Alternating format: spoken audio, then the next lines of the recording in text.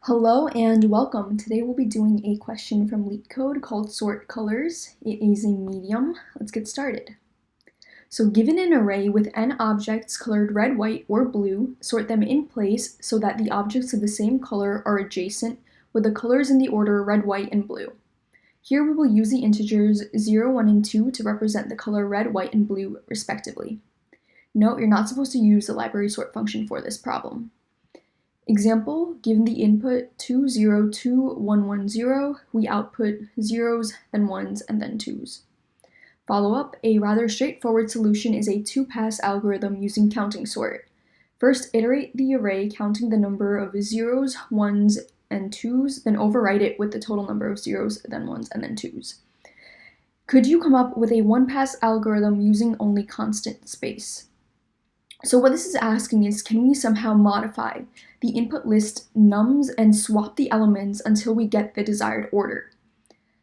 Yes, we can, and this is just going to be while loops. So it's pretty simple, but the main thing with while loops, there are 4 questions that we want to keep in mind. Number 1, does it start right? What are we initializing our variables to? Number 2, does it stop right? What is our while condition? Number 3, does each iteration make progress toward termination? So for each iteration within the loop, what are we incrementing to make sure we don't go in an infinite loop? And number 4, does the repetin keep the invariant true? How are we maintaining our invariant? And this will become clearer once we look at an example. So let's start with an example just looking for number 1 and 2. I think 3 and 4 are pretty trivial once we understand how to do number 1 and 2. If we had an example with just zeros and ones, so if we did 0, 1, 1, 0, we know we want the output to look like 0, 0, then 1, and 1. And we have this input list. So how are we going to do this? Well, let's look at our steps. Number 1, we want to first initialize everything. So what I'm going to do is I'm going to set I to 0 and j to length of list minus 1. And why am I doing this? Well, what I'm going to represent with I and j are my zeros and ones. So I'm making a claim that whatever is before index I must be a 0, and whatever is after index j must be a 1. And whatever is between I and j inclusive is going to represent the numbers that we haven't covered yet. So those are our invariants, those 3 statements.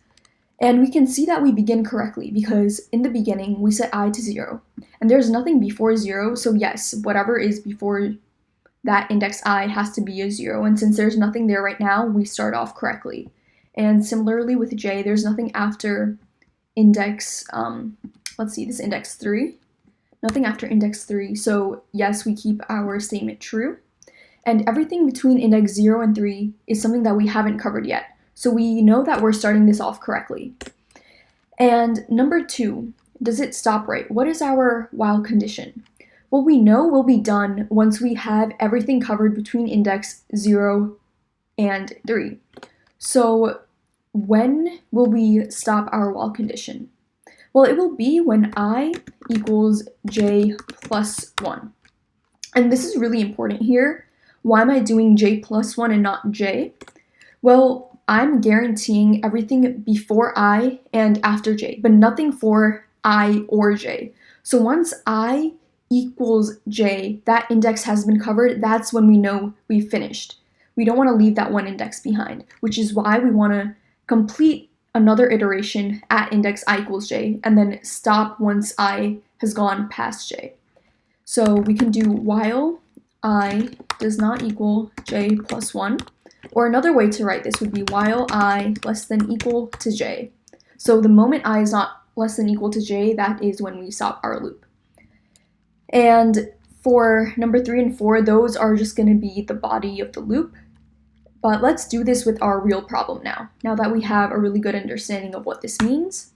So given our example, 2, 0, 2, 1, 1, 0. As you can see, we have 3 sections here, not just 2. We have 1s, 0s, and 2s, and they're represented by reds, whites, and blue. So what I'm going to do is I'm going to do red initialized to 0. So that's going to represent all my zeros. White also initialized to 0. This is going to be for my 1s. And blue, I'm going to do length of nums minus 1. And this is going to represent all of my 2s. So what exactly is my invariant here? Well, whatever is before the red index is going to store all my zeros. Now for white, it's dependent on red. So what I'm going to say is the difference between white and red is going to represent the number of ones that we have seen so far. And whatever is after my index blue is going to store all of the 2s that we've seen. And this means that whatever is between white and blue inclusive is going to be our unknowns, numbers that we haven't yet covered. So for this, what will our while condition be? Well, it would just be, similarly like we did before with ij, while white less than equal to blue. And now we just want to write the body of our loop, which is pretty straightforward. So my white is going to represent a number that I haven't seen yet. So my current element is just going to be nums of white. Now if this equals 0, then I want to swap it with my red. So what I'm going to do is nums white equals nums red, and nums red is going to equal my nums white, which is 0, increment red by 1, and white by 1. So why am I doing this? Well, I'm guaranteeing whatever's before red has to be a 0, and since we just placed a 0 where red was, we can now move red up 1. But why am I also moving white up 1? Well, we said that the difference between white and red would represent the number of ones I have.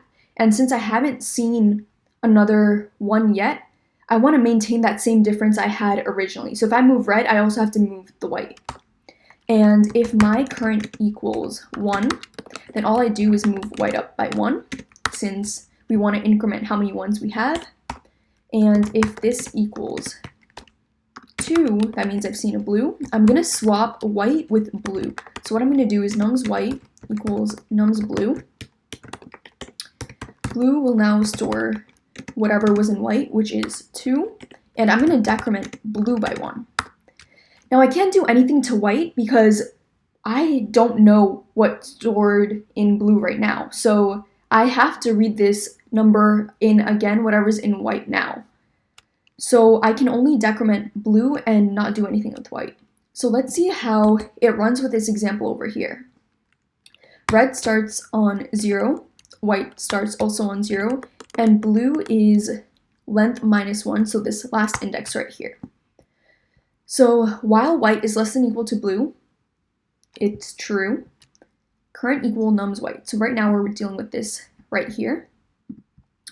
We see that it's equal to 2, so we go into this block, and I'm going to swap 2 with 0 and move B down 1. And you can see that we're still maintaining our invariant. Whatever is after blue is all the 2s, and whatever is before red is the white. Sorry, whatever is before red is the 0, and the difference of red and white represents R1, which is also 0. And we're decrementing blue and getting closer to our termination. So now the next iteration, we see that it's a 0. We swap red and white, which makes it stay where it is, and increment both red and white. Again, we do the same thing. We swap and increment both red and white. Now we see that white is equal to 2. We want to swap it with blue. This has 1. This has 2. We decrement blue. And now we see that we're on 1, so we just increment white. And we can see that our invariants are still maintained. Whatever is before red is all 0s. The difference between white and red, which is just 0, 1, 2, 3. So index 3 minus index 2 is 1. That means we've only seen that one white so far. And whatever's after blue is all of our 2s. And now for our last iteration of the loop, we see that white equals 1. We increment it one more time. And we see that white is not less than equal to blue, so we end, and we can see that we have just sorted our list. So this is how this works. Now let's run it.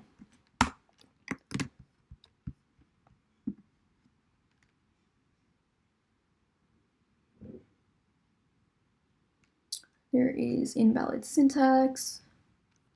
Forgot the if statements.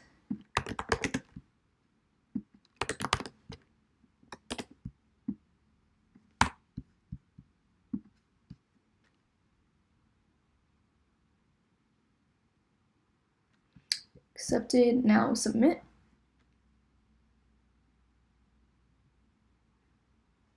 And it is accepted. If you have any questions, let me know. Otherwise, I'll see you next time.